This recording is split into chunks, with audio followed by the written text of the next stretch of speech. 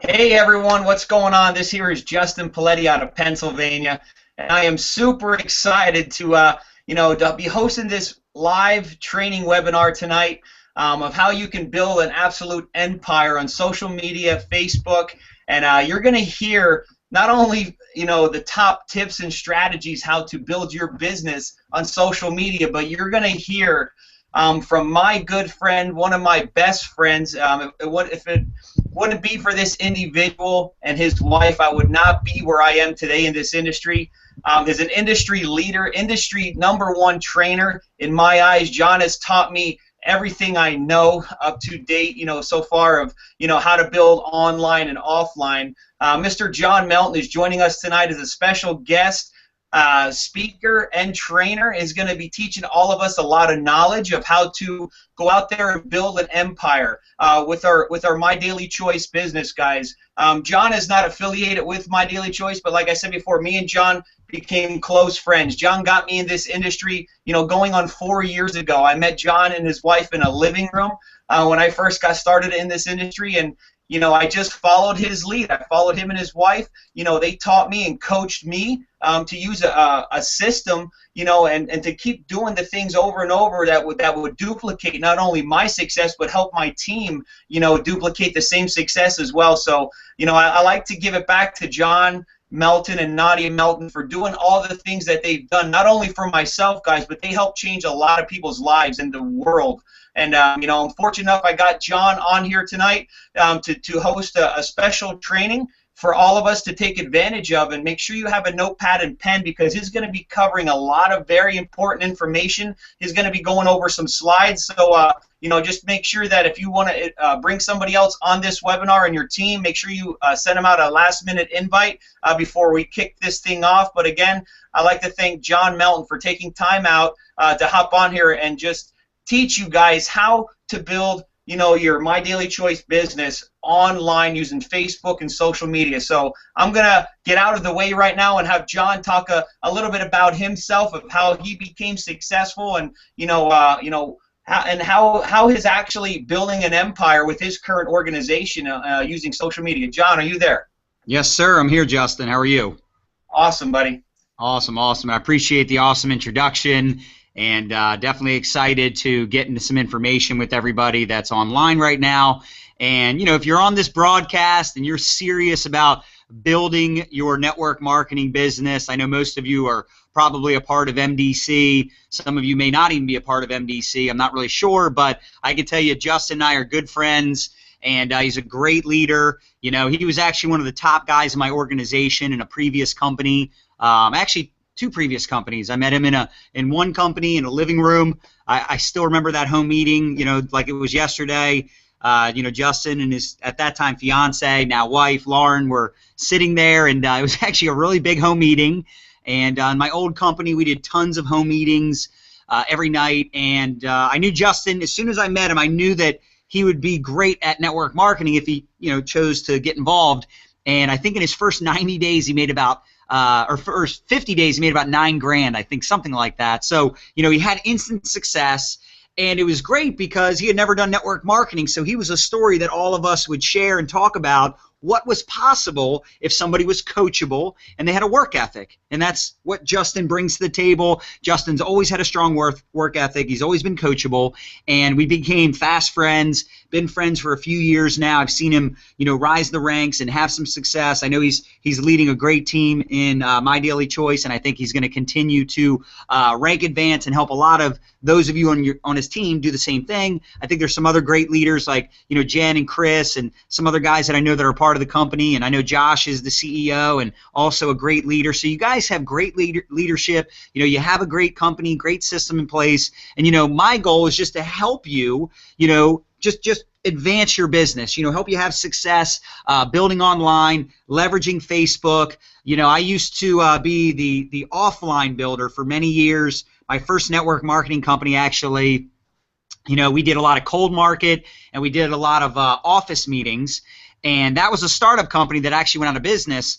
but I learned a lot. Even though it went out of business, I learned a whole lot. And I always wonder if that company would have made it because, we were actually doing pretty good as a company when I got involved. But there was some stuff going on and, bottom line, it didn't work out. But it got me to be a better, entrepreneur, a better leader. I went through a ton of personal growth. I made less money than I spent in those 2 years in that company, but what I learned was priceless. And I took what I learned and I went into the mortgage business, and I actually made about $600,000 in 4 years in the mortgage business.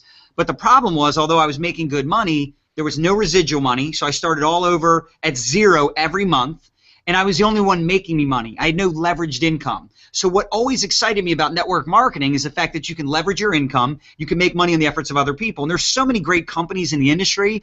Bottom line, it's just a matter of finding something that you're passionate about, right?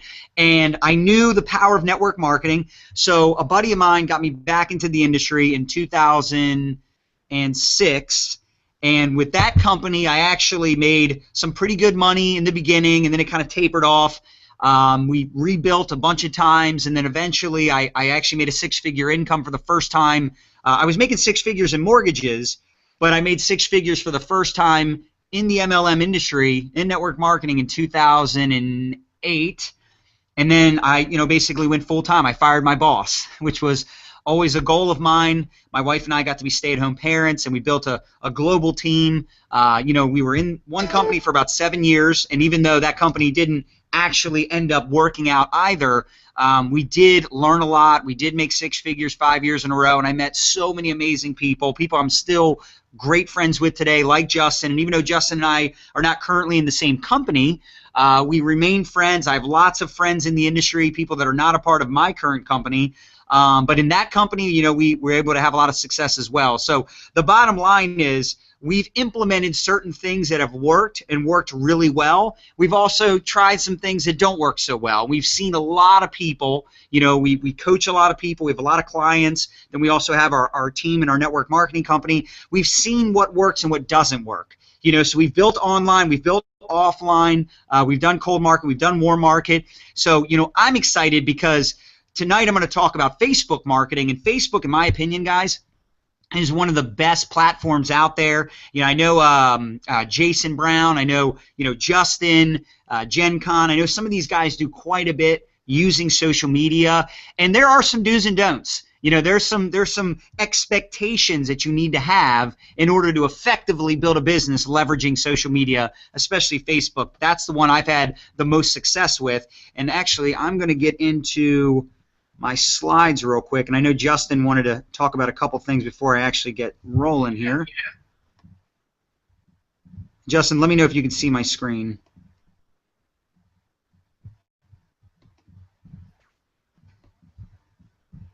Just give me 1 second. Hey guys, we're going to be doing a Q&A after this webinar for anybody that can jot down some questions that they have that they can think of to ask Mr. Melton or myself. We'll be able to answer those at the end of this training webinar. So I did currently shut off the chat, but I will turn it on that you can actually message me personally and let me know what kind of questions you have for us. Just put the, either John or myself or both of us, and ask the question, and we'll go ahead and answer that question at the end. We're going to do a Q&A after this this training webinar. But before we get started here, guys, I just want to tell you who John Melton is. Not only is he my good friend, not only is he, my personal mentor, through my years in this industry, who's helped me, go from the bottom to the top, to the bottom to the top, right? We all ride that roller coaster in this industry. But John has recruited thousands of people, using this Facebook strategy that he's going to be covering this evening. He's been in network marketing, like he said, for 13 years, guys. So he's been around. He knows what works. Hey, Justin, can you see my slides, by the way? I just want to make sure. Yes, I can see them, John. Perfect. Yep, I can see your slides. So he knows what works and what doesn't work. Him and his wife were featured in the Success from Home magazine 4 times. I don't know if it was 4 years straight, John, you can correct me if I'm wrong, but 4 times, guys. So, they were covered on, Business from Home with Ted Nugent. And, why? Because they're very, inspirational. They're great mentors. They're great leaders. And, John has hit in his current company. He's hit a six-figure income in his first 90 days with that current company. And why? Because he knows what it takes to lead an organization and help people succeed in this industry. Not only in his current company, guys, he helps people that aren't even affiliated with him. You know, him and his wife do trainings and Facebook strategy sessions and everything like that about branding themselves. You know, so they're very, very, you know, talented people, inspirational people, and great mentors and leaders. So, guys, I am super excited. Strap on, put your seatbelts on. Make sure you have a notepad and pen. I have mine right here, ready to take notes, guys. So, John, I'm going to turn this whole webinar over to you till the end, to the question and answer that we're going to do at the end, the Q&A. Guys, like I said, I'm going to turn on the chat closer to the end of the webinar where you can just send me a private message and let me know what kind of questions you have for me and Mr. Melton. So go ahead, John. I'm going to turn this webinar over to you, buddy, and take over. Awesome, Justin. Well, definitely excited. Appreciate the kind words. And my wife and I have had a lot of success, yes, but it's because we've had amazing people in our business, you know, like Justin, like many leaders that we've you know, worked with and met with over the years. And, you know, that's what it's really about. It's really about identifying great people that have talent, that have the drive and ambition, and plugging them into a system. You know, that's the key to success. The reason I've had success and the reason many leaders in this industry have had success, because they had the proper guidance, they had a system, you know, a track to run on. Now, you are in the right place if you're on this broadcast and you're a new network marketer or an experienced network marketer. You know, we're going to have a conversation that I think will be relatable to someone that's been in the industry a while and someone that's a newbie in the industry. Now, you're in the wrong place if you're a network marketer who doesn't want to use a telephone, or you're looking to get rich, or you're just simply not consistent in working your business. Because, guys, this webinar is going to be focused on prospecting, which is an income-producing activity. You know, this isn't about, you know, putting up fantastic images on Facebook or creating blog posts that are going to generate leads. Not saying there's anything wrong with that kind of stuff, but I really want to get into, you know, money-making activities. Now, what you'll discover on this broadcast is how to find your ideal prospects for your business, how to attract people to you and your home business, how to talk to them, how to recruit 5 to 10 people a month on average, and a daily action plan. So here's the deal. There's a couple things that I'm going to talk about, you know, doing, taking action on, different things that you should consistently do. But I also want to talk about what not to do on Facebook. Like, don't post links to your company or your presentation all the time. Here's one thing I'll tell you. When you post a link on Facebook, I don't know if you guys know this or not. I know a lot of you are social media marketers, but even some of the most experienced marketers don't know this. When you post a link, your edge rank, your post is going to get a lot less engagement, because think about it from Facebook's perspective. They don't want people leaving Facebook. So if you share a YouTube link, if you share your website, whatever, anything that takes them away from Facebook, Facebook will, you know, share it, but it's going to be shared in less people's news feeds. I don't know if this makes sense to you, but just look at it like this. They pick and choose what each of us see in our news feed that other people post. They really don't like links unless you're doing it through a fan page and you're paying for it, which we don't even want to get into paid marketing. That's just not something we're going to talk about, and it's actually not that effective to build a network marketing business. You don't want to post links or calls all the time. You don't want to tag people that you haven't even spoke to about your opportunity. You don't want to be cheesy or salesy and say things like turn $25 into $5,000 doing nothing, right? No sponsoring, no calling friends. You don't have to recruit people. You don't have to talk to people. Like, that kind of stuff is just stupid. It doesn't work, right? You also want to avoid being negative. I notice some people are very negative on Facebook. You know, they complain about their life, their wife, you know, their kids, their job. You got to be careful, man, because understand, something you post today, somebody can find that 3 years from now. You know, so I'm not saying to never be vulnerable. I'm not saying to not be authentic, but just be careful of being negative. Honestly, most people don't care about your problems. They really don't. It's sad, but it's true. Most people don't care. And the ones that do care, they actually like it. They care that you're not doing so well because it makes them feel better about their life. So avoid being negative. Nobody likes a negative Nancy, right? Now, also, don't act like people are dumb when they don't join your business. Don't bash having a job. Don't bash your competition. I'm not saying you can't do this, but I'm just saying I wouldn't recommend it. If you do some of this stuff and it's effective for you to make money, you're having success, you're attracting people doing this stuff, I mean, you know, good for you. But what I've noticed is people that bash having a job, they just end up turning people off because people don't really relate to that. And guys, honestly, most people should have a job. Most people are not cut out to be a network marketer. And you know what? If nobody had a job, who would write your check every month? Who would ship out your products, right? Who would work for Facebook so that we can do what we're doing? Who would work for the webinar company that's running this webinar for myself and Justin, right? So look at Facebook as a warm market generator. It's a way to meet and connect with humans. Does this make sense? It is not your opportunity to go out there and spam and be a salesperson per se. If people know, like, and trust you, they will be interested in your business. I can tell you that from experience. The reason my wife and I have attracted so many amazing leaders into our business and into our lives, some of them don't even work in our business, but they're with us in other, you know, maybe other opportunities, like maybe affiliate programs or courses, or, you know, like for instance, I'll give you an example. This weekend in Denver, I'm doing a generic entrepreneurial summit for, I don't know, it's probably going to be a couple hundred network marketers and entrepreneurs from different companies. The woman that I'm friends with that's hosting the event, she's not even in network marketing currently. You know, so here's my point. Don't burn bridges, build relationships. Now, I'm also not saying to be friends with people that are just bad people, evil people, vindictive, negative, Nancy's, whatever. I'm just saying don't act like if somebody's not in your business that they're not your friend or you don't want to be associated with them. And think about it like this. Some of the best people to join your business or join your company, they may not get involved for 2, 3, 4, 5, 10 years from now. But if you're the one that's friends with them and you're the one that connects with them the most, if they ever come to your company, they'll probably be in your downline. Does that make sense? You want to have the mentality of expose, involve, upgrade. I don't know how many of you have ever experienced expose, involve, upgrade, but basically the mindset is you're exposing people to who you are. Some of those people will get involved in your opportunity. Some of them will upgrade and get the top pack. They'll go to the big events. They'll be all in. They'll be doing three-way calls. They'll do anything and everything to have success. They'll be like a Justin Paletti.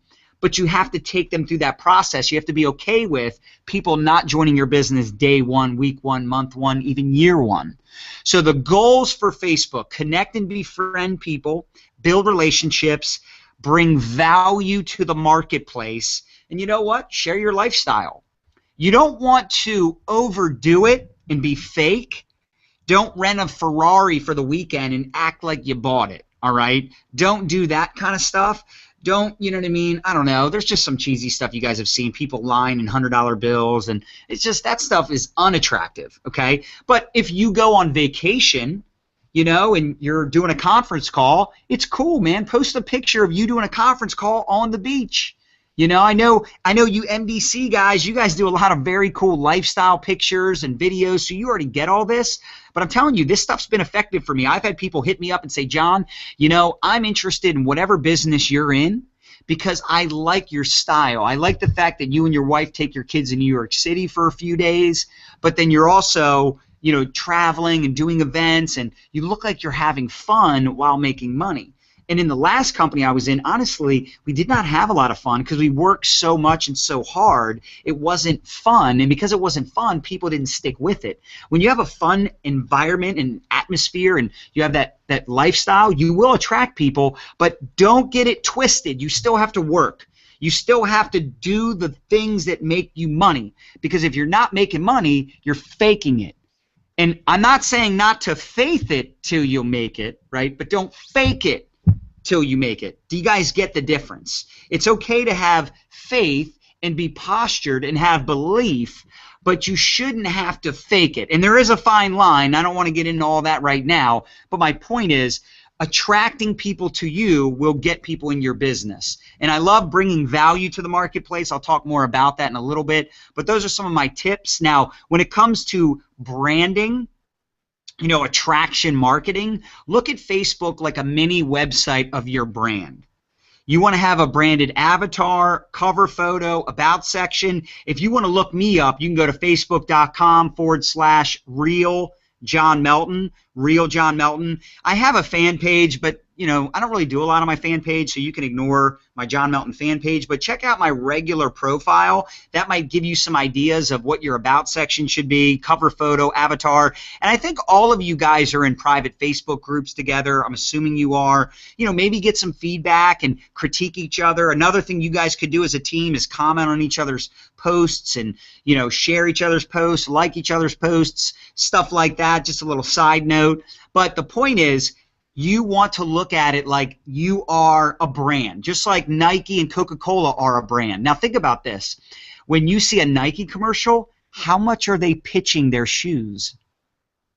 When you see a Coca-Cola commercial, how much are they pitching you on the taste of the soda or, the benefits of drinking soda? They're not, because there ain't no freaking benefits.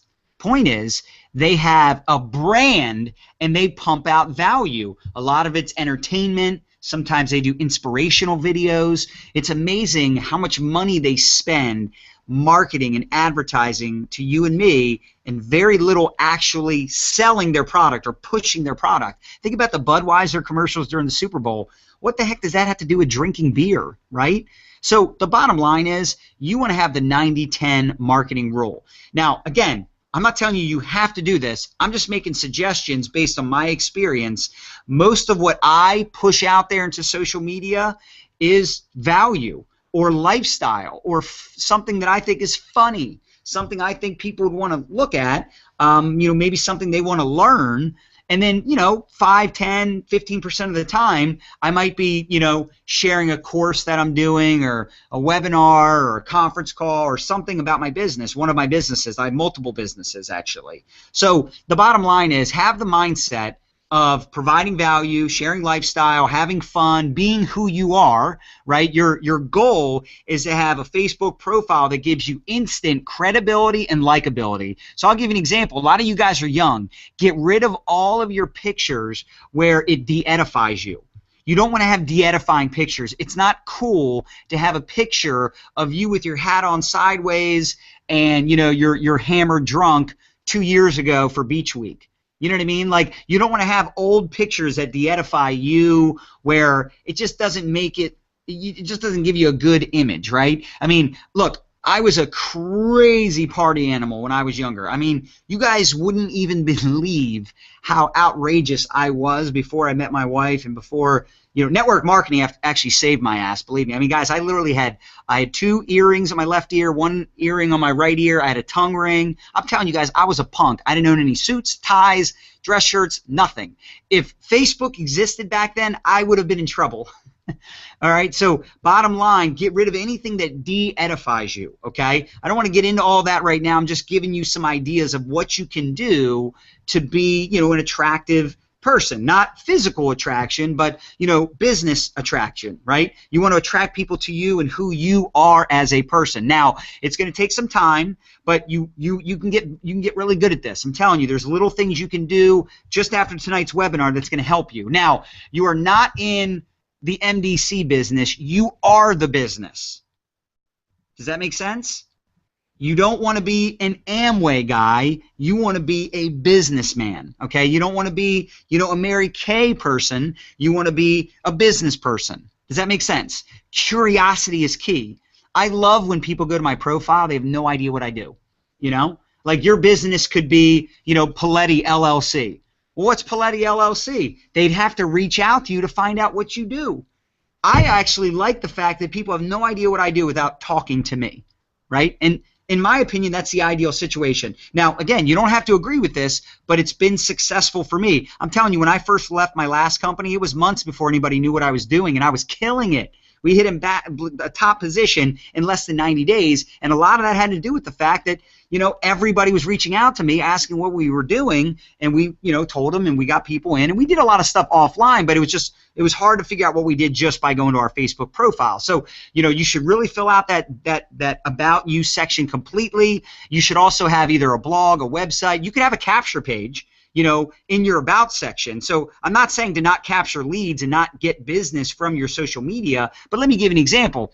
If you have a capture page, because I know you guys are big on capture pages in your online system, how friggin' sick would it be if somebody opts into your capture page because they have no idea what you do, you didn't talk to them, they were so intrigued, they were so curious because of your lifestyle and the value you put out there and all your engagement. It seems like people love you and they opt into your capture page. Now they find out what you do, which is great, but you captured their information. You got an alert that they opted in, and now you can reach out to them, right? So if people like you, they will eventually do business with you. Now, who do you want to attract?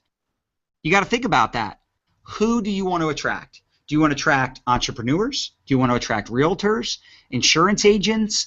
Some of the best people I've ever recruited in my network marketing business are insurance agents and real estate agents.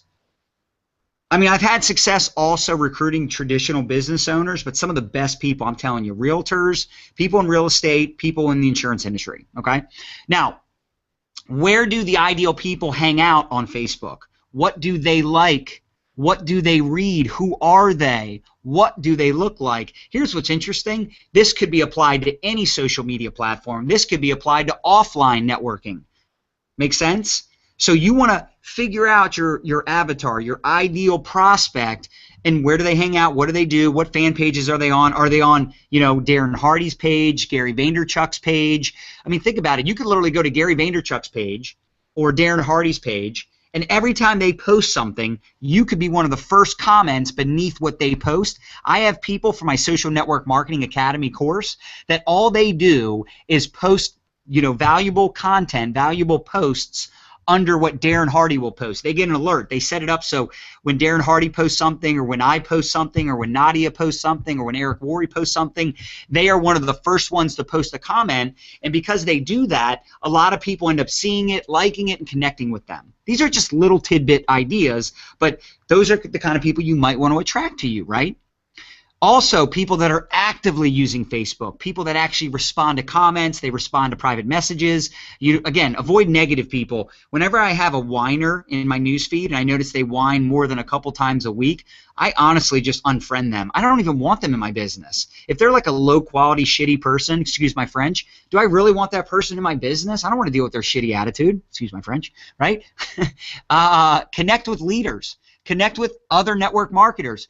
Go-getters, entrepreneurs, but please do not be the typical network marketer that only wants to talk to people that are interested in their business. So don't reach out to a network marketer being all nice and friendly, and as soon as they say no to your business, you drop them like a bad habit. That is never going to build long-term relationships. I mean, guys, I've had people join my business that I've known for 10 years. Never recruited them, just their friend. And then out of nowhere, something happened to their company. They hit me up. They rolled over their entire organization. That kind of stuff has happened to me. Why? Because I build real relationships. Look, they will tell you if they're looking for a new home. They will tell you if they're dissatisfied. And you know what? Remember how I said the 90-10 rule? You know that 10%? You know what I would do with the 10% that you're going to post? Remember, 90% you're posting anything but your business. 10% when you post about your business, you know what I would post? When you reach a big rank in your company. When you get a fat daddy comma check. When someone gets amazing results from the product. Once in a while, 1 out of 10 posts share something amazing that's happening in the organization. If someone on your team hits a high rank, that's the stuff you share. Because again, that is a great way to attract people to your business. But you know what? A lot more people will see the post when someone rank advances on your team. A lot more people will see it if they've been liking and commenting on your other stuff that's generic, that's not about your company. Do you guys get that? Like when I post a video that provides value and a whole bunch of people watch it and share it and comment on it, I know that if I do post something about one of my businesses or something that I'm promoting, a seminar, a webinar, whatever, I know that those same people that liked my video are going to see my post about the webinar, because Facebook says, okay, well, clearly, Bob likes everything Justin is posting, so we're going to share everything Justin posts in Bob's newsfeed. I hope this makes sense. Now, where the ideal prospects are, here's some great fishing ponds. Network Marketing Pro, which is Eric Worre's fan page, The Smart Networker, Darren Hardy, Robert Kiyosaki, Danny Johnson, My Lifestyle Academy. We would appreciate likes if you guys are on here right now. That's my fan page. Nadia and I have that fan page, My Lifestyle Academy. If you could go to that fan page and like it, that'd be awesome. We always appreciate new fans. We put out a lot of valuable generic content. Another one of my favorite trainers also is Ray Higdon. I would highly recommend following Ray Higdon. I would highly recommend following Danny Johnson. I would highly recommend Gary Vaynerchuk. Smart Passive Income is great too. Business for Home. Bottom line, guys, there's tons of fishing ponds. The reason we put up all these pages, these are great pages to go and comment and like and interact and engage and join in on conversations, because there's a lot going on those pages, and they're all the kind of people you want to attract. Now, there's also something called graph search, but I'm not going to get into that tonight, but I know Justin Poletti does a phenomenal job with graph search, and I know he can teach it to each and every one of you. Now, when do I ask them to check out my business? The answer is, it depends. Do they have a need? Are they open? If someone is totally satisfied with their company, I don't even attempt to recruit them, because the way I look at it is, and again, this is just me, guys. This is not, you don't have to do what I'm doing. Just my mindset after being in the industry a while. Like when I left my old company and came over to the new company, when I did it, honestly, everybody reached out to me first. Except for my own team. My own team, I told them what I was doing. But when I left, the people I recruited that weren't under me were just people that were hitting me up. They were asking me why I left, because they were thinking about leaving as well, and they wanted to know where I went, and they wanted to come with us. We put 4,000 people on an inside leg in, like 4 months. 5 months. It was crazy. So, and that was on our profit leg, right? And you guys understand, because you're in a binary, I think, right? All of you probably get that. That was amazing. The other thing is, what's your relationship with the person? What's the timing in their life? The goal is to get them to ask you what you do. If you're taking notes, write this down. Ask questions you would want people to ask you. So when you meet someone, don't you want them to ask you what you do? So people will say, well, how do I get someone to ask me what I do? Ask them what they do. Freaking duh, right? What do you do, Bob? Well, I'm a blah, blah, blah, da, da, da, da, da, whatever. And you go, great, what do you like about it? Well, I like the money. Oh, that's cool. What don't you like? I hate the hours. Oh, man, I hear you. Yeah, I'm so glad I don't have to work those crazy hours that I used to in my old job. What do you think they're going to end up saying? Well, what do you do, right? Anyway, I don't want to go off on a tangent on that point. My whole conversation is build relationships, have conversations. Your goal is to get them to like you, and then eventually they're going to want to know what you do. It's a lot like dating. I know all of us can relate to the fact that sometimes, dating kind of sucks. It's kind of awkward. But unfortunately, you're going to have to date if you want to find a mate, right? If you want to find a significant other, if you want to find someone that you're going to be with long term, you're going to have to go through some duds to find a stud, if that makes sense. Nadia was not the first girl I dated, and I know I was probably not the first guy she dated. I think I was the second. Just kidding. But on a serious note, you have to look at it like you're dating, and some people, the timing's not right. They don't find you to be an attractive person for business yet, right? They don't look at you like that yet, but you're going to continue to build that relationship, build up that trust, and you just never know when the timing is going to be right, okay? Now, I also want to be very fair. Don't not pop the question. Don't not ask people if they're open to a side project, okay? Because I see some people go, well, I'm just going to wait till they ask me. No, you can't do that either. If you're brand new to the business, you guys want my honest opinion? If you're brand new and you're just getting started, you don't need to know all this about Facebook. It's good for me to teach it to you if you want to learn it, but to be honest with you, the first thing you should be doing is putting together a list of the people you know, especially anybody you know that's entrepreneurial or business-minded, okay, successful people, people with integrity, people that are influential, and get them on the phone with your upline. Do a home meeting, have a grand opening, do some type of a launch so you can create momentum and create a success story. But at the same time, it is good to know some of this, because I wouldn't want, if you were on my team, I wouldn't want you joining my team and posting something about MDC every other day, or 5 times a day, and just spamming your Facebook wall. It's just ineffective. Even if you get a couple people, it's just ineffective when you look at it from a duplicatable standpoint. Now, do not be afraid to use the phone or use Skype. Some of the best people I have connected with, I met on Facebook, but then I went and met with them in person, or I got on a phone call with them, or I Skyped with them. Don't be afraid to meet people in person. Don't be afraid to get on a phone call with someone. And to be completely honest with you guys, my biggest teams, the most success I've had, is building in my backyard. I see people trying to build all over the world in their network marketing business, and either they're on a plane every other day, or they're starting teams, and then they have teams dying, and it's just people are coming in and getting out, and it's almost like a sales job. And I will say, I love having a global business, because I have a global business in my company, but the people that I've had the most success with, I'm just being honest, it's the ones that are, local. Now, I do have some teams in different parts of the world that are doing well, but it's only because I brought in a really good leader that is building in that market locally, and I support them. I'll fly in once in a while. I'd recommend you do the same thing, and I'm sure you guys, have that going on in your organization. But if I were you, I would really try to at least focus in my backyard. I'm not saying not to recruit outside of your backyard. I'm just saying, if you can't build a team in your backyard, I doubt you're going to be able to build a team in anybody's yard. Okay, so really try to focus on your local market. Look, if I'm going to go on Facebook and try to network, I'll probably try to network with people that are actually local, and a lot of that you can do through graph search as well. And again, I know Justin has talked about that with you guys, so I think that's awesome. Now, how to talk to prospects, get to know them.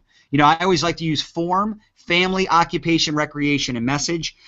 Family, how long you been married? Do you have kids? Or you see their profile picture and it's them and their boyfriend or girlfriend, whatever. Say, oh, is that your boyfriend? Is that your girlfriend? Oh, that's cool. What do your parents do? Or how long have you guys been dating? Whatever. Get to know people. I also like to use the F for where are you from? Where are you from? Oh, that's awesome. I've never been to Nebraska. What's that like? Whatever. Okay. What do you do for a living? Occupation. What do you do for a living? Oh, that's cool. What do you like about it? What don't you like about it? How long have you been doing it? Is that your dream job? You know what I love doing? I love complimenting people, because they always tear it down. Like if someone's like, oh, I'm a firefighter, I'm like, oh, you must love that. That's got to be like really crazy, huh? I bet you've had some pretty intense experiences, and you probably just love it. You know what they'll say, right? They'll be like, oh no, I don't love it. I got to work crazy hours, and I have to risk my life. And so now they're literally they're devaluing what they do for a living, which is easier for you to build up what you do and get them interested in your business. Okay, but it's always good to find out what people do for a living. It gives you an idea of who they are. It also gives you an idea of their hot buttons. Like if someone's a school teacher, it's probably a good bet they're not money motivated, because let's be honest, teachers don't make a lot of money, and it's not like people don't know this. So if someone's a school teacher, you know that you shouldn't get so hung up on talking about making 7 figures. Maybe talk to them about making an extra $500 a month, because they'd be excited about an extra $500 a month, and they don't believe they can make $5,000, $10,000 a month because they're a school teacher, right? Recreation, I love asking people what they do for fun, and again, it makes it easier for me to deliver a certain message. Have real conversations. Don't be afraid to hop on a call. To be honest with you, people say, well, what do I do? Like they'll send me a screenshot. What do I do? Look what the person said to me. What do I say here? I'm like, say, hey, we should hop on a call. And they're like, oh, really? I'm like, yes, dude. You're not going to recruit people without talking to them. And if you do, it's not duplicatable, number one. So even if you do it, they're not going to be able to do it. And they're going to try to do what you did, and it's not going to work.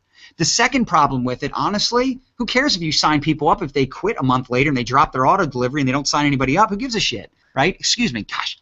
Anyway, I'm fired up. Bottom line, you have to build real relationships. You have to use the phone, or, like I said, physically go meet with them if they're local. Now, again, don't be afraid to pop the question, would you be open to a side project? If you're happy where you're at, that's totally cool, but I just feel like we have a connection. I can't help but ask you if you're open to a side project. Now, again, when I was saying before, when should you say that? When should you ask that question? It does depend. You're going to have to figure that out on your own. I just get a good feel for when I should pop the question, when I shouldn't. Like, if I reach out to someone and I, like, let's say I'm wishing someone a happy birthday that I'm friends with. Hey, Bob, happy birthday, man. You got any big plans? No. Thanks for the birthday wishes. I'm like, cool, man. Well, I hope all is well. We should connect one of these days. And they just say, like, okay, or a thumbs up. I feel like that person is not really looking to talk to me. Do you guys get that? You can tell when someone's being cold. You can tell when they're giving you one-word answers. They're not that interested in talking to you. But if you're having a good conversation and you feel like this is a person that maybe you should ask if they're open to a side project, pop the question. So just, again, use your gut, use your intuition, but also don't be scared. Don't be afraid not to ask the question. Be enthusiastic. Don't be cheesy. Be authentic. People can smell BS. They can smell a fake a mile away. And all the while, build your list. Add every single person to a list. Make a physical list. I think also with MDC, you guys have some type of a CRM or pre-enrollee list, whatever. That's awesome too. Build up your list, though. Build up your following. This is huge. Now, how to attract ideal prospects to you? Provide value. Solve problems. Do some video marketing. Be you. Be authentic. Have some fun. People are attracted to fun people. You don't have to be funny if you're not a funny person, but even if you're not a funny person, you can have fun, right? Also, people will say, well, nobody's liking my posts. Nobody's commenting. I'm like, dude, how many new people are you commenting and liking and interacting with? Well, nobody. Well, why would anybody like or comment on your stuff? If you're not commenting on other people's stuff, it's less likely anybody's going to comment on your stuff, okay? It's just common sense, all right? And follow that 90-10 rule. I'm telling you, this is the stuff that will attract people to you. This is what will build your following, get you more friend requests, get you more leads, people reaching out to you. I love video marketing, by the way. I think that's one of the most powerful things you can do. Now, talking about value, speaking of value, focus on posting valuable content, lifestyle, that kind of stuff 90% of the time. If you're pictures with your kids, pictures on vacation, maybe you're on the way to do a meeting. Maybe you're doing a big presentation tonight. Maybe you're bringing a guest to a presentation. Maybe you're hopping on a webinar. You could take a picture of you on this webinar right now and say, I'm feeding my mind right now. Something like that. There's all kinds of stuff you can do, and that's not spamming. That's not pitching. That's showing people that you're learning information. You could even say, hey, I'm on this awesome webinar, with Justin Paletti and, John Melton, I'm taking notes, whatever. I'm gonna share my 5 tips my 5 top aha moments that I learned from tonight, and you could post that on Facebook. You know what I mean? See if anybody. You could even say, does anybody want my 5 top aha moments from this private webinar I'm on tonight about how to market your business on Facebook? Send me a private message or comment below. Do you see how that could create some engagement and get some people hitting you up, which is what you want, right? Now, 9 out of 10 posts should be something that either inspire, entertain, or empower. You'll find people become very attracted to you when you start providing value instead of spamming, promoting your business, product, or service all over your Facebook wall. Guys, I noticed that even your CEO, Josh Swagel, even he is not constantly promoting MDC. He posts various things on Facebook. So why would you be any different? He's the CEO, and he's not constantly talking about MDC, right? In lots of these network marketing companies, I see a lot of big leaders these days that are going generic, that are sharing value. Because you know what? People want to know what you know. People want to know what you do. You'd be surprised. You post a video, you post something that's vulnerable. Again, avoid being too negative, but you get what I'm saying, right? Be you, be authentic. Have a silly picture. Like, people relate to that more than they relate to MLM, all right? And if you are promoting a network marketing business, promote information related to how to get better results in prospecting people, or how to build a list, or simple marketing tactics. If your company has health products or travel services, right? Find and post educational content on how to travel for less, or how to improve your health, or how to lose weight, or whatever, okay? Now, here's a daily plan of action. Take notes on this. I think you'll really get a lot out of this. Connect with 3 to 5 people a day. Don't go to bed until you connect with 3 to 5 people a day. Now, I want to be clear. What kind of people? Well, I would say 3 to 5 people that you either A, have never talked to, or B, haven't talked to in a long time. Now, a long time could be 6 months, could be 5 years, whatever. I also encourage posting at least 2 times a day Maximum 5 times a day. Have I posted more than 5 times in a day? Absolutely. Sometimes I'm feeling a little frisky, but I try to stay somewhere in the 2 to 5 times a day.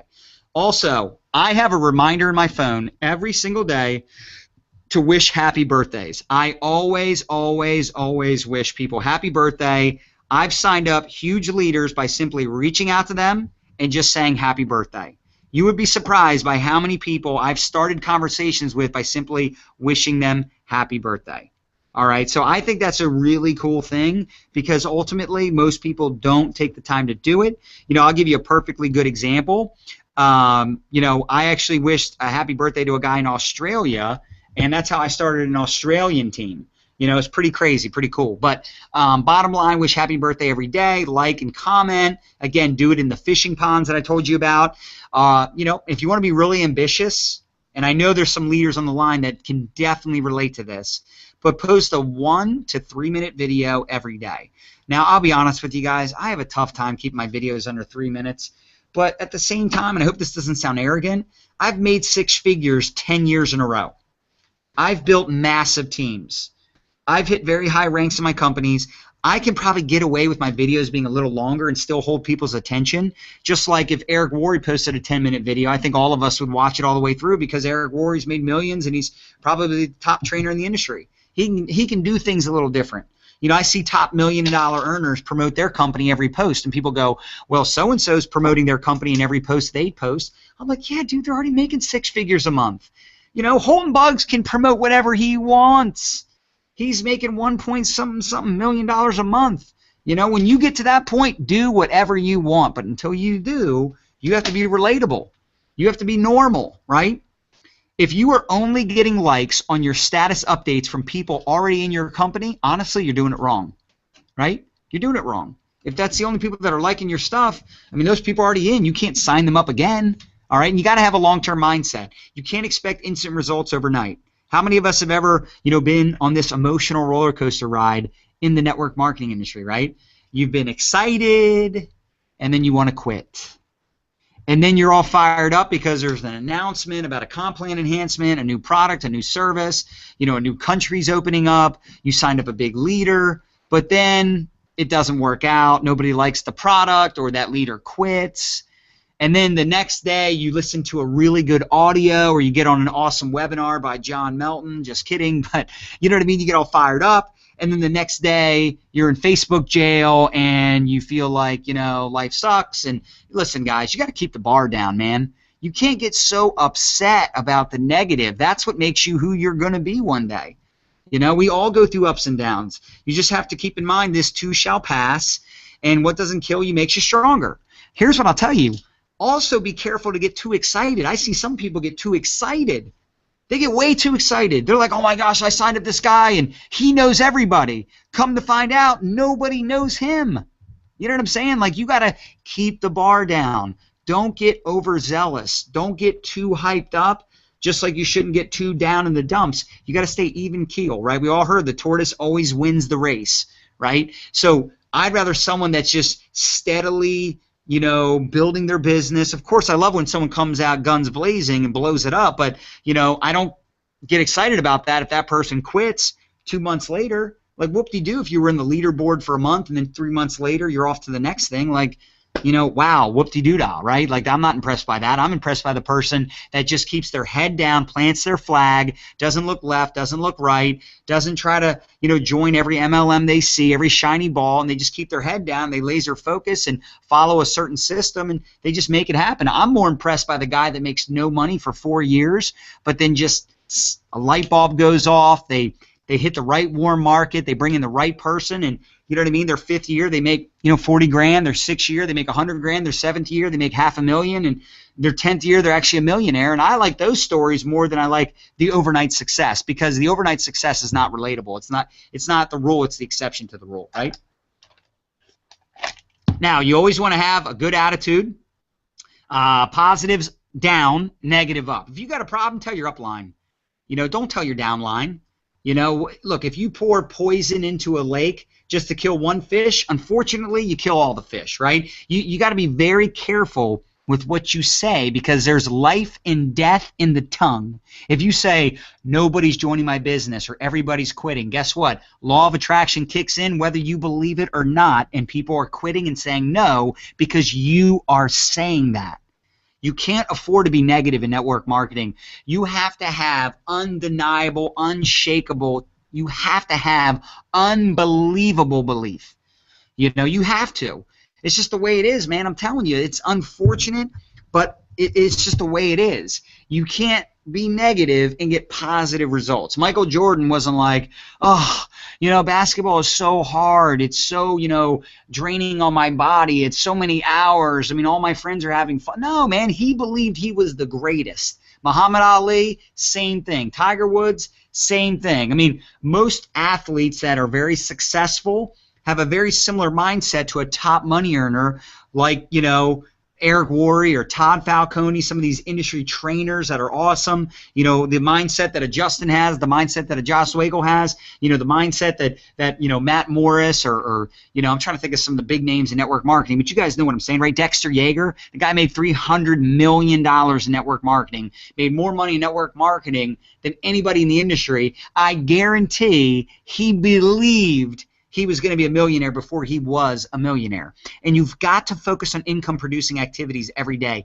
I notice some people spend so much time planning their attack, you know, and planning their you know, their system and you know, putting together ideas and let's mastermind, let's strategize. Like, no, dude, let's do a call blitz and have everybody compete to see who can make the most calls and get the most yeses for the next upcoming conference call, webinar, home meeting, hotel meeting, big event coming up, whatever. Now, the key to success is also consistency. You've got to be consistent.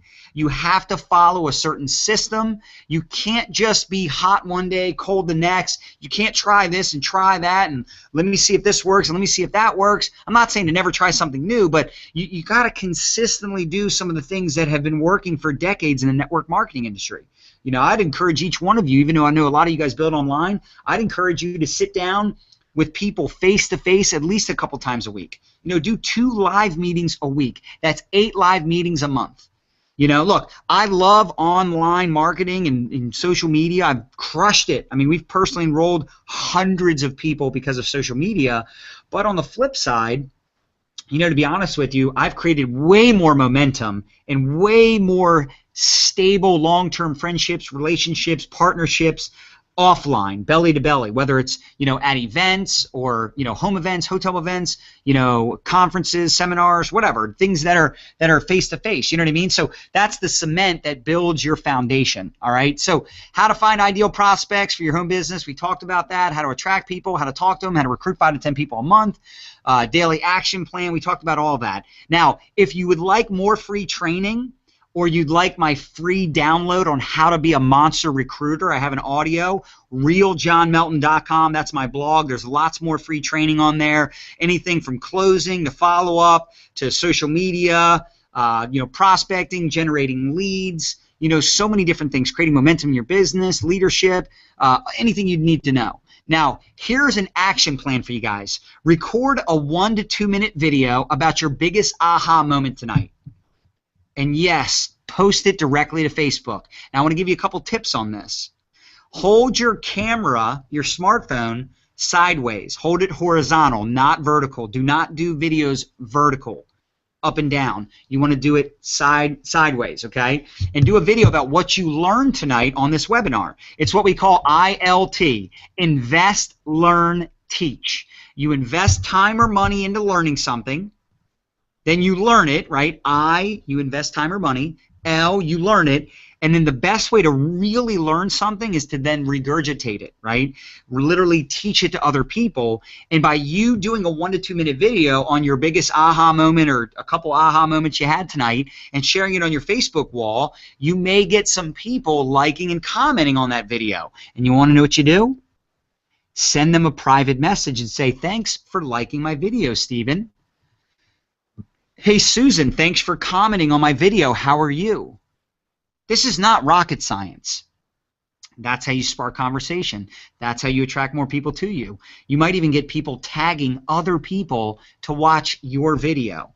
All right? Be excited, be short and sweet, cut to the chase, make sure they can see you, make sure you have good lighting. And you can even have a call to action like, hey, if you'd like to hear more about this webinar that I just watched, let me know, drop me a message. I can share a couple more notes with you, whatever. There's lots you can do. But anyway, I hope this helped you guys. I know I went through a lot of information and I talked fast. I'm going to turn off my screen share and see if Justin, if you have any questions about what I covered. If you're still there, Justin. I am, John. What's up, brother? Awesome training, man.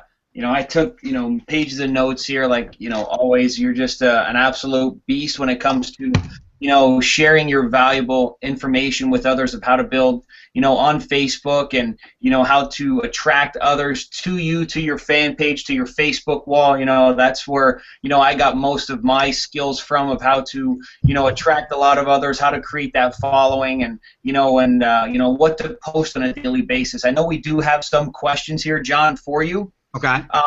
Is a Facebook, this is from Filio, is a Facebook page really efficient? Is a Facebook page efficient? Yes. I don't understand the question. Like, for example, to maybe brand yourself.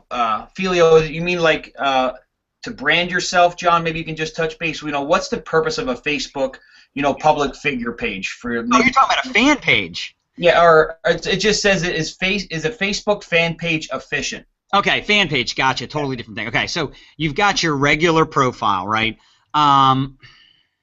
Here's my thing, guys. I really don't think it makes sense to have a fan page until you have thousands of followers, thousands of friends. Some of the biggest marketers I know, like network marketers on Facebook, do not have fan pages. Now, on the flip side, if you're planning on spending money to advertise or promote like a course or a book or something you're selling, then sure, it makes sense to have a fan page. I really don't think it makes sense to have a fan page until you're just feeling like you're ready to start doing paid advertising.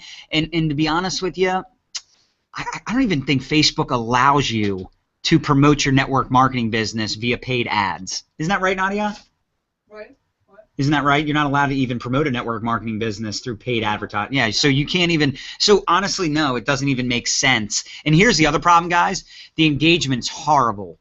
It's so hard to create good engagement on a fan page. Like if you look at a guy like Ray Higdon, right? Ray Higdon has 100,000 fans on Facebook, and he has great engagement. But he also sends out daily blogs. He's been doing that for 5 years. He has his own courses. He does lots of training, coaching. He sells affiliate products. He has his own books, his own everything. I mean, the guy makes 7 figures selling his own stuff. But again, he's not doing that to build his network marketing business. You know what I mean? Todd Falcone, Eric Worre, same thing. They're generic trainers. They have courses. They have books. So bottom line, for your network marketing business, I don't know if this is a person in MDC or not. I'm assuming they are. For your MDC business, I would say no for your fan page. Awesome. John, when you were talking about, when you do the 2 live meetings a week, this is questions from Lori. She's an affiliate here with My Daily Choice. When you do the 2 live meetings a week, when you're referring to, what do you recommend the meetings to be on? Home meetings to share your opportunity. Let me say it like this. If you have people on your team, I would have them do home meetings, and then when they sign up people, have those people do home meetings. And imagine if you did 8 home meetings a month. And again, I know some of you guys are strictly online and you don't do any meetings. You don't have to do this. I'm just making a suggestion. I would say try to do 8 home meetings a month. On the low end, 4 home meetings a month. And then think about this. If you sign up people from those meetings, those people are now doing their own meetings. And imagine if you had 10, 15, 20, 30, 50 people on your team, and they're each doing 2 meetings a week. Do you see how that could duplicate and turn into mass momentum? Some of the biggest companies in our industry, their biggest method of generating new clients, new customers, new affiliates, reps, whatever you want to call it, is home meetings. That's their number one way to generate business. But let's say you don't have that many new people, or the people on your team are not willing to do home meetings, then I would say, and again, her name's Lori, Yes, Yeah, I would Lori. say, Lori, if I were you, I would try to do 2 one-on-ones. Maybe do a breakfast one-on-one on Tuesday and a breakfast one-on-one on Thursday, or meet with people for lunch a couple days a week. You know what I mean? So just get out there at least 2 days a week. It's crazy. Like I've had situations where I'll take someone out to lunch, and when I go out to lunch with this person ends up not being interested in anything I'm doing, but I end up bumping into somebody that I haven't seen in a couple years. We get to talking, and that person ends up having interest in something I'm doing, and I sign them up in my business. So it's just, what it is? It's just getting away from just sitting behind your computer and trying to make money online, or just sitting on your phone all day. Look, I've made a lot of money with this device, with my phone, but I've probably made a lot more money getting in living rooms, sitting down with people for lunch, going out for coffee, whatever. And if you do it just 2 days a week minimum, I think your business is going to start to take off locally, because you're just out there in the marketplace, whether it's home meetings, one-on-ones, whatever. Just get out there and meet with fresh faces, meet with new people, and expose them to your opportunity. Awesome. And I know, John, when I first came into the business, when I first met you, and my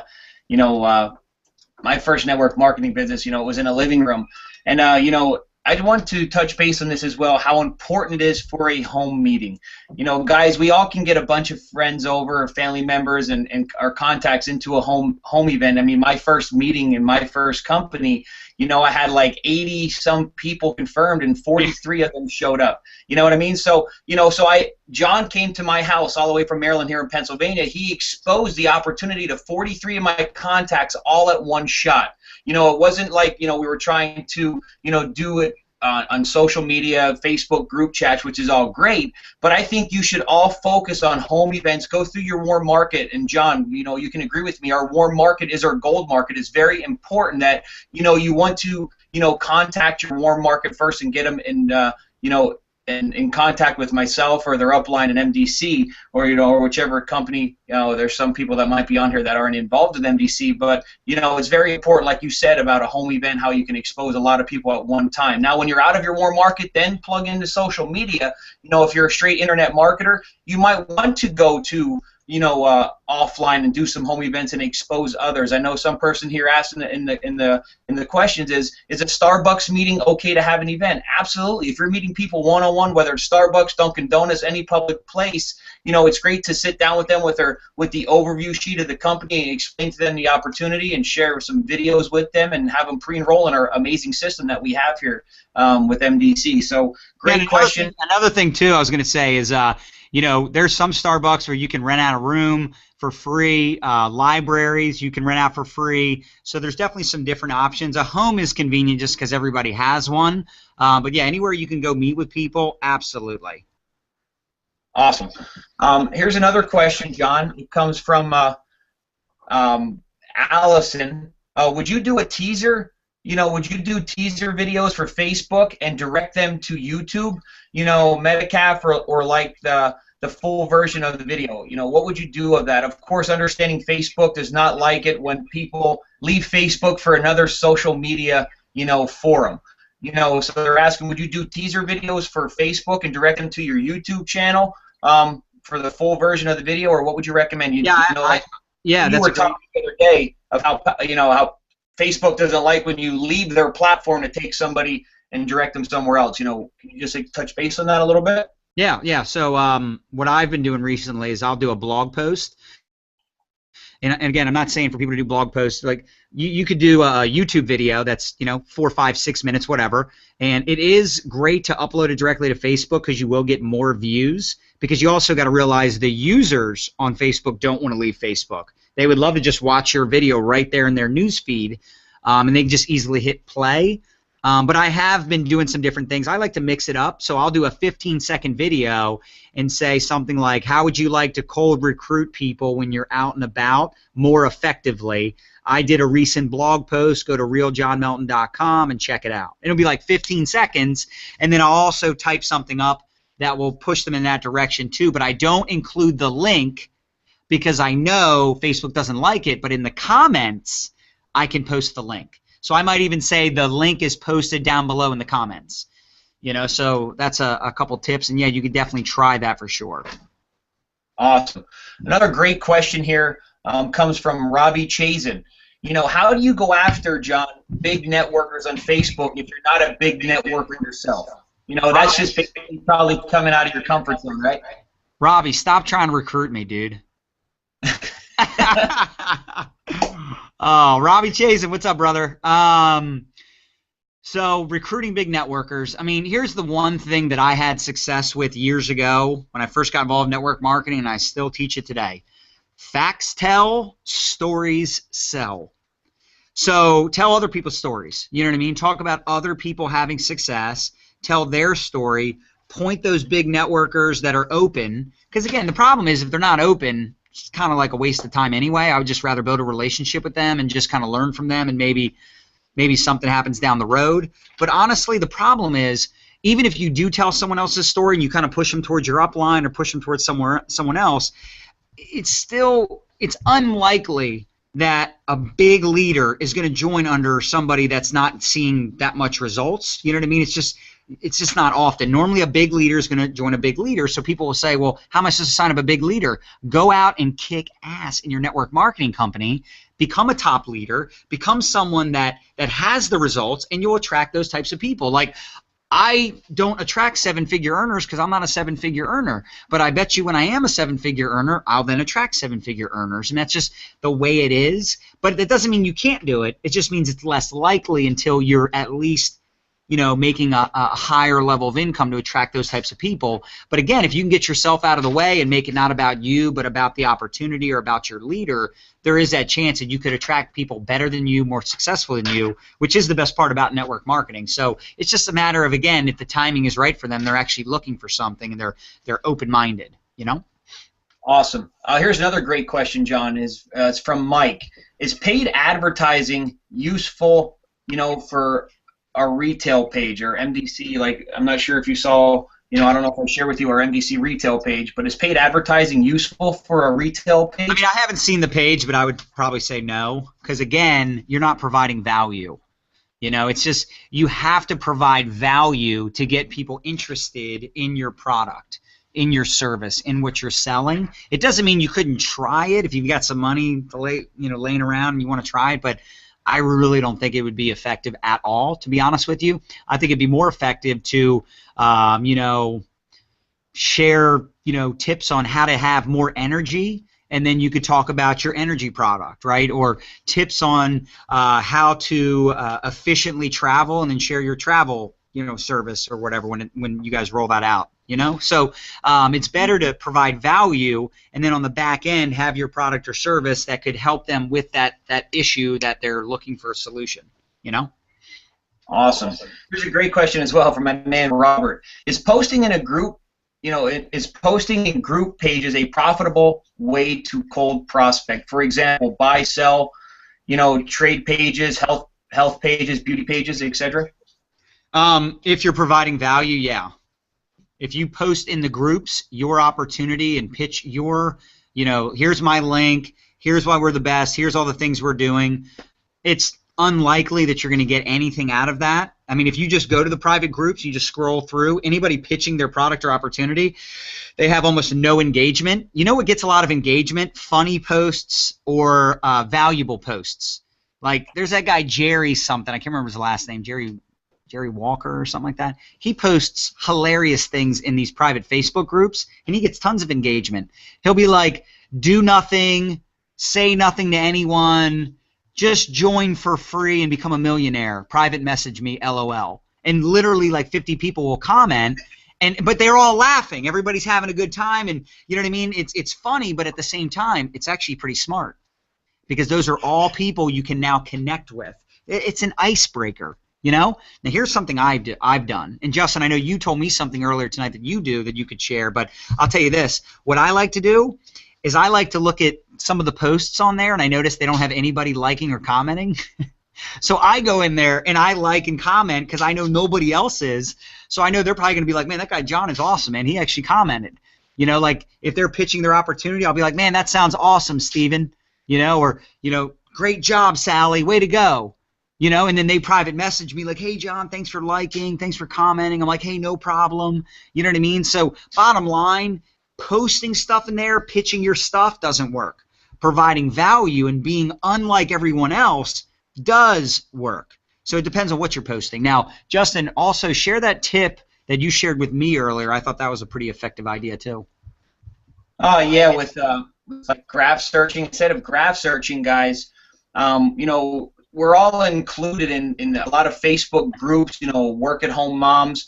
You know, groups that are like consisted of MLM opportunities, network marketing opportunities, looking for network marketing opportunities. Guys, there's so many groups on Facebook that you can join for free, right? Where you can just connect with other, you know, networkers. A lot of those groups spam a lot of their, you know, capture pages and opportunities. But I was talking with John earlier before we went live here in this webinar, where I kind of shared my screen with him, and I went to looking for online opportunities is one of the groups that I saw. There was 76,000 members in that group. So what I did is I just showed John that I clicked on the group.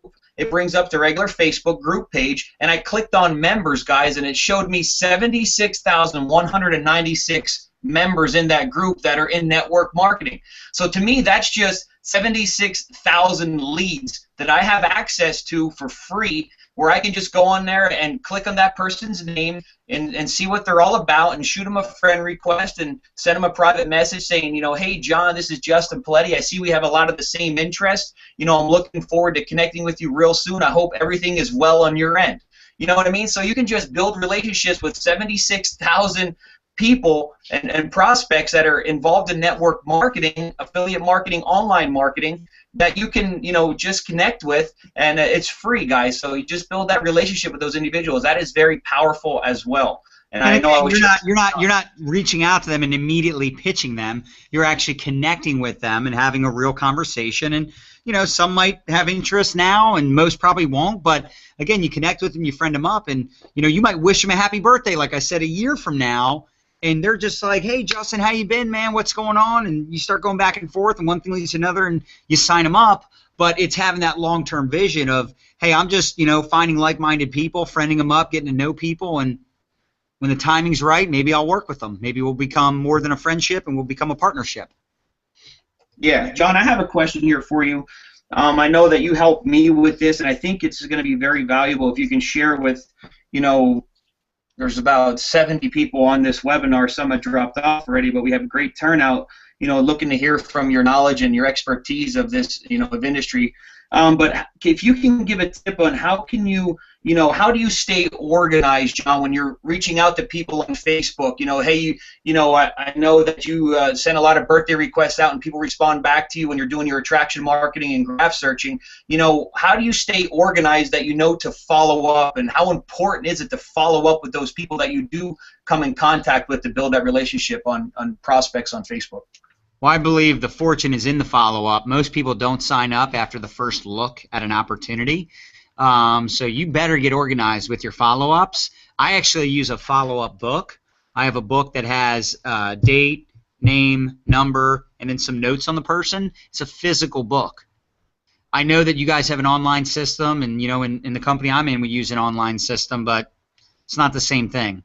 You know, it's great to have it, obviously. It's powerful, but you still have to have a physical book, in my opinion, because I can always go through and just be like, oh, man, I got to hit up all these guys, and, you know, it's a great reminder. I also use life reminders, and it doesn't have to be life reminders. That's just the app that I downloaded. But every time I need to follow up with someone after I you know, have a conversation and, you know, they're interested, I'll set a follow-up, you know, for the next day. It doesn't have to be an exact time either. It might just be, you know, follow up with, you know, Bob Smith, whatever. That's it. It'll just say follow up with Bob Smith. And depending on the conversation, I'll set that for the next day or 2 days out, you know. But I'm definitely very organized when it comes to follow-up, because most people don't follow up. And I want to be different. I want to stand out. If I say I'm going to call you tomorrow, I'm calling you tomorrow. I'm also big on setting appointments. You know, I think if you pique someone's interest, you say, hey, Steven, you know, would you be open to a side project? And they say, yeah. But like, I tell you what, I want to send you a video. I would love for you to check it out. And if it's something that you think you'd have interest in, something you'd be good at, I'd like to have a conversation with you, maybe even introduce you to my mentor. You know, just like that, right? And they say, yeah, I want to check it out. But okay, great. What are you doing tomorrow around 6? Nothing. Okay, cool. I'm going to send you the link. Check out the video. It's about 15 minutes. I'll call you around 6:15, 6:20. Does that sound good? Yeah, sounds great. All right, I'll talk to you then. And that's it. That's perfect, especially with the system we have here, John. We can just send them to our capture page link and just say, hey, listen, enter your information on my website, take the free tour overview. You might be interested in it. It may or may not be for you, but it's something that I would like for you to check out, and we can set up a follow-up call afterwards. So that's the power of the system that we have here in place with MDC. Yeah. Don't tell people, hey, call me tomorrow. They're not going to call you. People go, exactly. Oh, I told Ted to call me. Like, so he's not going to call you. He's not going to go out of his way to call you to give you money. You have to go after him. Now, it might happen sometimes that somebody's like, hey, I'll call you. I'll let you know. You don't need to follow up. That's different. But if I am a leader and I'm an entrepreneur, I'm going to control when I call Ted. Because also, I hope all of us are busy. I'm assuming you're busy. You don't want people just calling you randomly, right? So you tell Ted, hey, Ted, I'm going to call you tomorrow afternoon, or I'll follow up with you tomorrow or in a couple days. But again, you have to use common sense. It depends on Ted's reaction. It depends on what he's got going on. It depends on, his interest level. But definitely get organized. Be strategic with the way you do what you do. And there's not a perfect answer for it, but I use reminders. I have a daily planner, a schedule, and I think, Justin, you probably still have a planner too. I mean, I remember when we first talked about that, and I told you to get one, you got one, and I think you can probably, yep, there it is. You still use it today. So it's just, taking down notes, being organized, and, this isn't rocket science. Network marketing is not that difficult. It's really not. And you guys have that online system that automatically follows up with people and fear of losses them, which sounds like that's a help, but you still have to physically communicate with people and reach out to people if you want to reach the highest ranks in any company. Awesome. Yeah, John, we have about 5 more minutes here. I don't want to keep up most of your time. Since we're on that subject, let's see here. There's a great question here from John Sutherland, is in my organization as well. And since we're on that subject about piquing people's interest and having them check out the overview and then following up with them with that phone call, John's question is, what's the best way to close out a prospect? What to say and how to. I mean, everyone's different, but can you just give some examples of how to close them out? Whether it's getting them on the phone with their upline to help explain the vision, or having them just say, hey, listen, you can be a customer, try the product if it's something that you might be interested in as well, or you're pretty good at closing. That's a phenomenal question. Number one, 100% when you're new, you should not be closing your own prospects. When you're new, you should be three-weighing them into your upline. Always get yourself out of the way. Here's the bottom line. This is how I always looked at it. If my upline can't close the person, then I'm not going to be able to close the person. So at the end of the day, if I get them on the phone with my upline and they still say no, what the hell? I did everything I could, right? But if I don't get them on the phone with my upline, I'll never know if they said no to me or if they were saying no to the opportunity. Probably likely that they're saying no to me because they confuse the messenger with the actual message. You've got to get yourself out of the way. So you get them on the phone with your upline. Now, listen, I don't three-way my upline into prospects today. I actually get my downline on the phone with my prospects. You know what I mean? So I do it a little differently today, but that's because now, obviously, this is what I do. I've been doing it for a while. So when you're new, you should three-way in your upline. And here's the thing. The best part about it is even if people don't join you, you learn. So let's say you three-way someone into Justin, John, and they say no. They say, no, I'm not interested. Well, guess what? You at least got to learn what Justin says to people. Now, if you want to know exactly what I say, Justin, where are you on a scale of 1 to 10? Because I want to see where he's at. And if Justin says, well, I'm a 6, I'll say, great. What do we got to do to get you to a 10? You're a 6, so obviously you have some interest. What fears or concerns do you have? And I'll just, confront the issues. Well, I need to know more about the product. Fantastic. Let me get you some information on the product. Or I need to know more about the comp plan. No problem. Let me get you some more information on the comp plan. Hold on 1 second. And then you call your upline, whoever that is, and let them know, hey, I've got this guy Bob on the line. He wants to know more about the product, comp plan, whatever, blah, blah, blah. And say, hey, Bob, great news. I've got Mr. Paletti on the line or Mr. Brown or whoever. They can give you some more information about the product. They're an expert. They're a leader in the company, a top earner, had lots of success helping people, and they've got 100% of the information. Here you go. Does that make sense? Awesome. Yep. Absolutely. Absolutely. Another great question from Sonia from up in Canada. How many friend requests, to accept per day? She has hundreds and don't have time to go through them all. Do you accept more people with less mutual friends, or do you accept people with a lot of mutual friends? I mean, I have 1,200 pending friend requests, and maybe it might be 1,300 now. I go through, as they come in, I send them a message. I say, hey, Bob, thanks for the friend request. Have we met? If not, nice to meet you. And then if Bob doesn't respond, I'm not accepting anything. If I don't get a private message back from that person, I'm not accepting that person. And I also tell people, Nadia just reminded me, make sure your follow button is on as well so people can follow you. I mean, we're network marketers, man. We want anybody and everybody following us. And if you end up having a creeper, just block them and move on with your life. But as far as friend requests, I send each one of them a private message. I mean, sure, you have hundreds, you don't have time for it. I would find the time to go through those friend requests, or just starting today, as you get new friend requests, start sending them messages. And, if they have, like mutual friends, like they're already in your company, I don't really, in my primary company, I don't really accept a lot of the friend requests of people that are in my company, but they're not on my team. Like if they're not on my team and they're already in the company, honestly, I mean, I don't really see why I'd be friends with them. It's just kind of like they're already in, and you know what I mean? They can follow me. That's fine. They can talk to me. But taking up a spot on my friend list doesn't really make sense because they're already in my company and they're not on my team, Awesome.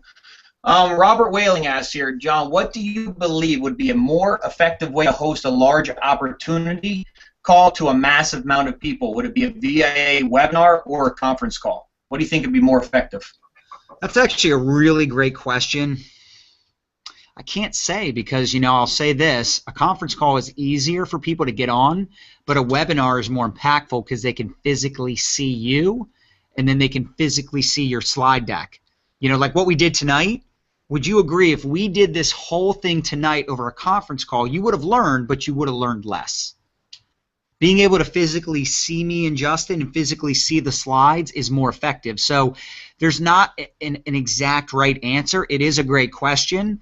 I would say the person doing the inviting, find out from them what they think their people would prefer. Would they prefer to sit behind a computer and watch? Now, here's the other thing, actually. There's, obviously the ability now with technology and systems, you could do a webinar, a screen share, and make it a conference call so people can dial in and listen if they're not able to get in front of a computer. Awesome. Here's a great question as well, Leighton. So how do you set up a three-way? You can look like an idiot if no one in your upline answers, or you were on the phone trying 3 to 4 to 5 people, and I could probably help answer that question. I know, John, when I first got started, in business with you, and I was trying to, I was getting people on the phone, but I wasn't actually reaching out to my upline first. This is what you want to do. You want to shoot out a text message to 3 to 4 to 5 people, in your upline, and asking you, saying, this is what you say in the text. Three-way question mark, okay? And then whoever gets back to you and responds to you saying, yes, I'm available, that's when you go ahead and pick up the phone and call your prospect so you have someone that you can three-way into the call. I know in the beginning I screwed up because I was always calling my prospects, and then I'm trying to get them on the phone with my upline. I'm like, hold on, let me get you on the phone with John. He has all the information. I'm new to the industry, and I would like for him to share it with you. And I go hit mute and hit John, and no answer, no answer, no answer, because I didn't text John or any of my uplines prior to me making that phone call, so nobody knew I was on the phone making three-way or making calls to my prospects, and no one knew I was looking for someone to be available for a three-way. So it's definitely that, be sure that you reach out to your uplines before you get on the phone with that prospect. John, you want to touch base on that? Well, I was going to also say three-way Facebook group messages are really effective, and Justin, I know you and I used to do a lot of those, and it's extremely effective. Because let's say, I've got this guy, Sam's interested in the business. I can introduce Sam to 2 or 3 of my business partners in a group chat on Facebook. Here's the power in that. They could check out my partners, my uplines profiles. They can see what they look like. They can get a different type of connection, and I can introduce them. And I can say, hey, Sam, meet Justin and Jen and Chris. These are my business partners. They can answer some of your questions. And just so you know, they're all top leaders. They've had a lot of success. And hey, guys, just so you know, this is Sam. Sam and I went to college together. You know, he's a great buddy of mine. He has some questions. We might even want to hop on a phone call, but I just wanted to introduce you guys here first. Does that make sense, guys? So you can introduce us, not us, but you can introduce your upline in a group chat, start there, and then hop on a call. And here's what I like about that. This is the real power. After the phone call ends, let's say they don't get started, but you can re-engage them in the group chat. So Justin could then pop a question in later to Sam and say, hey, Sam, great chatting with you yesterday. Let me know if you have any other questions. And if you're ready to get started, let me know and we'll map out a game plan to get the ball rolling. So now Justin can follow up with your person. It doesn't have to just start and end with the three-way call. I actually don't like three-way calls if there's no Facebook group chat, because I feel like if I don't get them on that call for my person, like if I have one of my reps do the three-way call and I don't get that person from the call, I feel like I might never talk to that person again, and it's like they're lost in space. You know what I mean? But if they connect me on Facebook, I might be able to friend them up, conversate with them, follow up with them, help that person keep in touch with the person. Does that make sense to you guys? Absolutely. I know, John, we did a lot of Facebook group chats, and you know, it's more effective when you're 2-on-1 instead of just 1-on-1. You know, Yeah. having someone else answer some questions. Here's a question from Vincent, guys, and we're going to get wrapped up here real soon. Would you recommend creating a new Facebook page? Vincent, I'm kind of thinking that maybe your Facebook page might not, might just be your regular lifestyle, your family life. Are you asking maybe to create a new Facebook page just for your business, or maybe just to brand yourself? But John, maybe you can just touch base on. I'm just thinking Vincent might have a lot of engagement with his personal lifestyle, and not thinking about branding himself with his current Facebook page. Would you recommend starting a new one and building a new list of friends on that new page? No. Okay. Vincent, that's a very simple question there. That's just too much work, man. That's just use the one you got. Well, that's it for the questions, except I have one more, John. For people out there looking, to attract, I know I get this question all the time, John, about, Justin, how can I attract more eyeballs to myself on social media? What can I post? What valuable content? Where do you get your quotes, Justin? A lot of people saying, hey, Justin, that great quote the other day. Robert Hollis, commented on it. Of course, John, you commented on a lot of, industry leaders comment on my valuable, content. But a lot of people are asking me, well, Justin, I want to start doing videos, personal videos. John, for the newest person out there that never created a video, I know you helped me and your wife and my wife, build up some confidence in me to go ahead and start. When I was first doing attraction marketing and just creating videos, I went on a 30-day plan of a video for every 30 days. Whether it's just me getting up in the morning and just saying what my daily plans were for the day, or what me and my wife did the night before, or going to be doing that night. What tips can you share for the newest person to get out of that comfort zone and pick up their phone and shoot a 2-minute video? What kind of topics would you have them start off with to shoot their first video? ILT. I would say invest, learn, teach. That's the #1 way to put out content. So invest money into like a seminar, invest money into a course, invest money into a coach, a book, right? So let's say you pick up a book by Gary Vaynerchuk, right? And you take some notes and then you do a quick little video on it. Like, I'll put it to you like this. If there was a book that came out, like Tony Robbins' recent book, right? Instead of me reading it, I would rather watch your short 3-minute video on the top 3 things you learned from that book. Or maybe you typed it out on Facebook. Maybe it wasn't a video. Maybe it was something you posted, right? You typed it out. That would be effective, because people would say, well, I don't even have to read the book. Justin read the book, and now he's going to share his Cliff Notes with me. You know what I mean? So that would be a really good way to start posting content. Just invest some time, invest some money into learning something.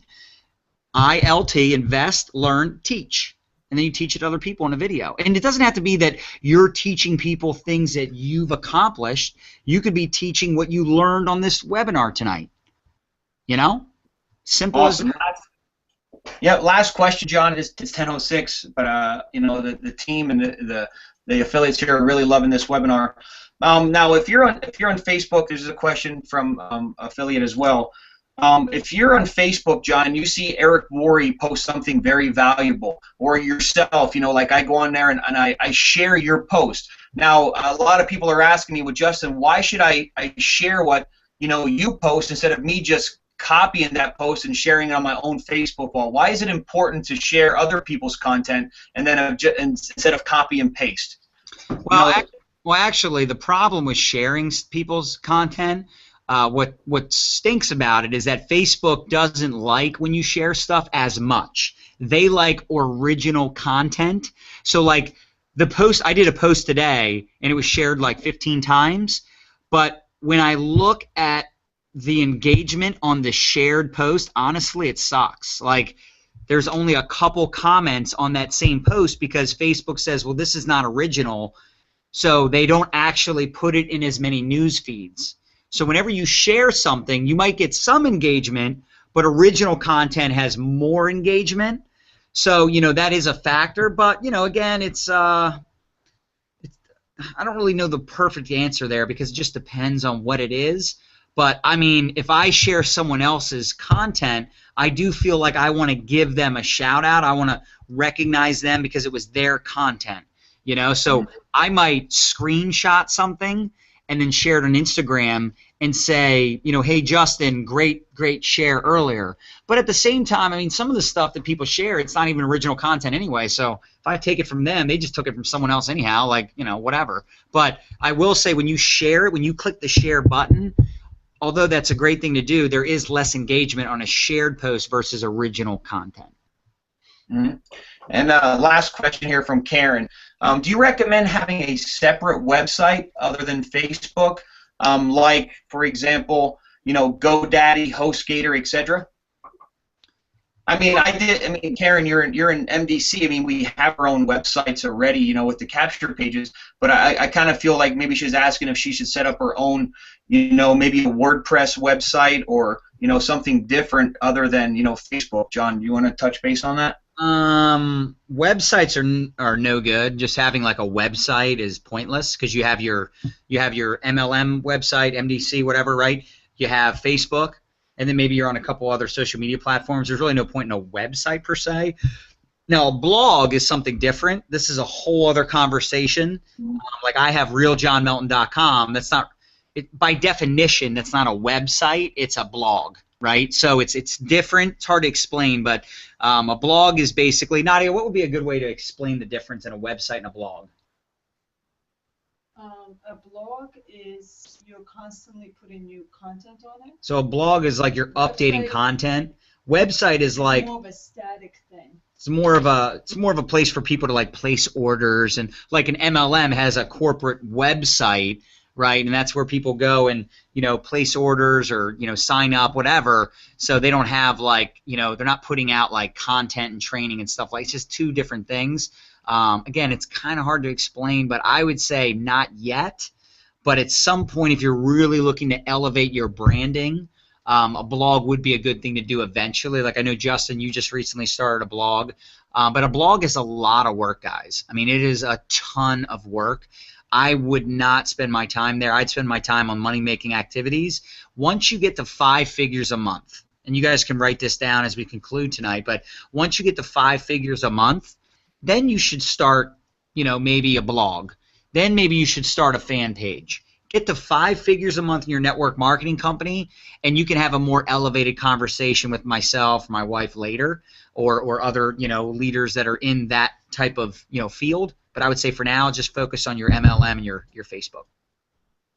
Awesome, John. Well, that's all the questions that we have here. And again, I thank you and Nadia sitting close by to come on this webinar and share the valuable information that you shared with a lot of other individuals, hundreds of other individuals, not only in your current business, but myself and other people from all around the world and in this industry. So I thank you very much for taking time out away from your family, your wife, and coming on here and sharing this valuable information to all of the MDC affiliates. We really appreciate that.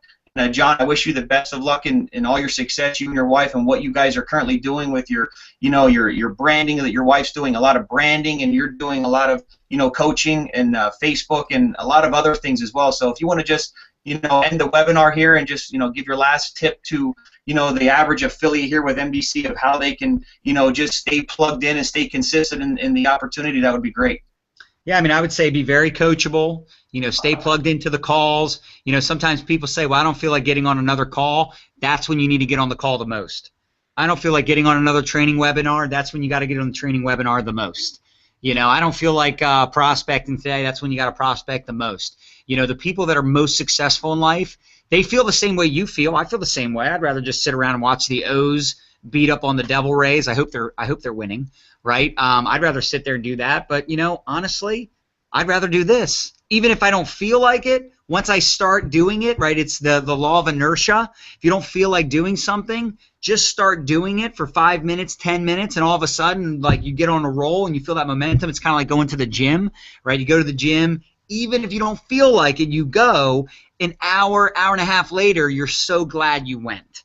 But it's just doing the thing you don't feel like doing because you know that it's going to get you where you want to be long term. And that's really all success is. It's giving up what you want today for what you want later in life.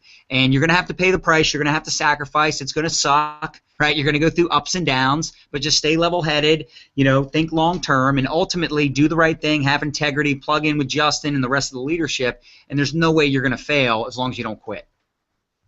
Awesome. Well, John, thank you very much again. And I'd like to thank everyone who attended this webinar tonight. I hope you got a lot of valuable information, out of what Mr. Melton, talked about here this evening.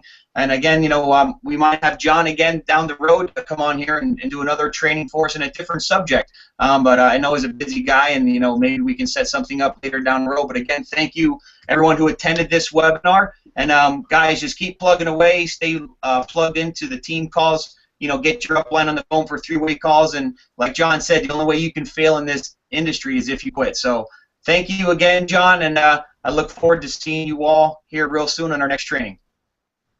Later, guys.